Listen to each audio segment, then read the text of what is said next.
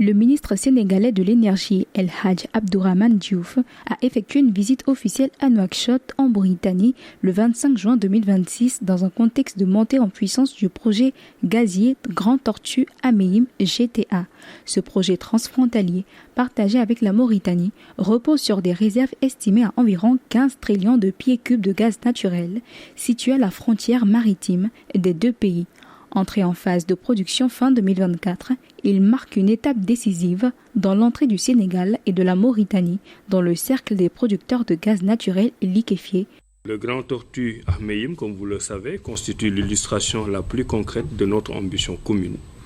Car au-delà du projet gazier, il est un symbole de notre capacité à construire ensemble, dans un esprit de solidarité et de responsabilité, des projets structurants au bénéfice de nos deux peuples. La question qui nous réunit aujourd'hui, relative à la connexion de réseaux gaziers du Sénégal aux infrastructures de GTA, appelle le même esprit de coopération. Notre responsabilité est de trouver ensemble les solutions les plus appropriées pour répondre aux impératifs techniques, économiques, juridiques et calendaires, tout en préservant les intérêts de nos deux États et en veillant au respect des engagements de l'opérateur. Au-delà du geste diplomatique, cette mission intervient alors que le projet GTA entre dans sa phase commerciale avec une capacité attendue d'environ 2,3 millions de tonnes de GNL par an dans sa première phase. Exploité en consortium international dominé par BP et Cosmos Energy en partenariat avec les sociétés nationales Petrocem et SMHPM, le projet est devenu un levier stratégique majeur pour les deux États.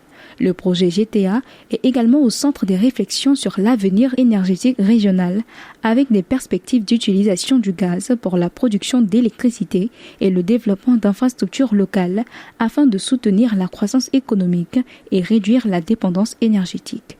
Le développement du champ gazier GTA illustre parfaitement la capacité de nos deux pays à transformer une ressource commune à une opportunité partagée de croissance économique, de création d'emplois et de développement durable. Au-delà des avancées déjà réalisées, nous sommes appelés à poursuivre nos efforts coordonnés afin d'identifier les meilleures voies de valorisation et d'optimisation de nos ressources.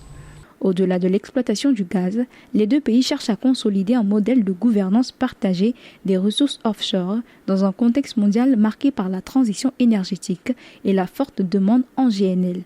Le projet GTA s'impose ainsi comme un test majeur de coopération régionale et un pilier stratégique pour l'avenir économique du Sénégal et de la Mauritanie.